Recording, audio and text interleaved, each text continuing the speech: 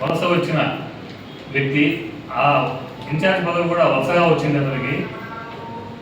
ఆ ఇన్ఛార్జ్ని కాపాడుకునేందుకు లేనిపోని అభాండాలు వేస్తూ ఎదుటి వారి మీద బురద జరగడం జరుగుతూ ఉంది. అయ్యా జగన్మోహన్ రాజు, ప్రభుత్వం మీది 2 సంవత్సరాలు అయింది. మేము మా పార్టీలో భూ కబ్జాలు జరిగినాయి అంటున్నావు. అవి తేల్చండి. ప్రభుత్వం మీ చేతిలో ఉంది, వ్యవస్థ మీ చేతిలో ఉంది. అవేంటో తేల్చి బయట పెట్టండి. అది ఉంది కదా, ఏం చేస్తే అవి బయటపడతాయి అనేది మీ చేతిలో ఉంది. కాబట్టి లేనిపోయిన అభాండాలు, నువ్వేదో పదవి కాపాడుకోవడం కోసం నువ్వు చిన్నవన్నీ బయట పెడుతూ టైం పాస్ చేసుకునే దానికోసం నువ్వు అటు మాట్లాడడం సబబు కాదు. కాకపోతే ఈ 2 సంవత్సరాలు నువ్వు చాలా వరకు కబ్జాలు చేసినావు, కబ్జాలుగా దందాలు చేసినావు.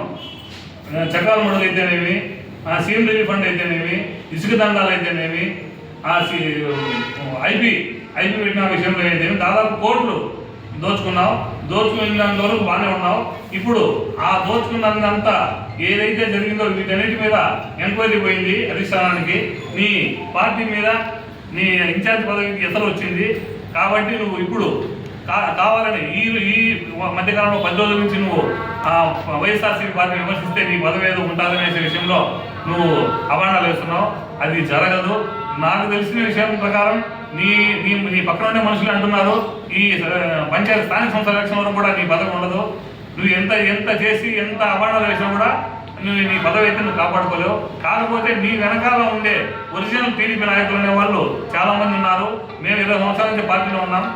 టీడీపీ నాయకులతో మాకు కూడా ఫ్రెండ్షిప్ అనేది సంబంధాలు ఉండేటివి. వాళ్ళతో నీ గురించి చెప్పుకోవడం చూస్తుంటే చాలా బాధాకరం. అలాంటి సీనియర్ వ్యక్తి ఏ ఒక్కరైనా నీ వెనకాల ఉన్నారా? నీ వెనకాల ఉండే వాళ్ళలో నువ్వు చేస్తున్నటువంటి పదవి ఇచ్చిన వాళ్ళలో వాళ్ళెవరో నీకే తెలుసు.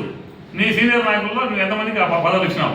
అలాంటి ఆ వ్యక్తులు అంటున్నారు దగ్గర జగన్మోహన్ రాజు పని అయిపోయింది, రాబోయే రోజుల్లో ఇన్ఛార్జ్ మారుస్తారు అనే విషయంలో తెలిసి నువ్వు కూడా అది ఓర్చుకోలేక లేనిపోయిన అభాండాలు మా వైసీపీ నాయకుల మీద వేయడం అనేది సమంజసం కాదు.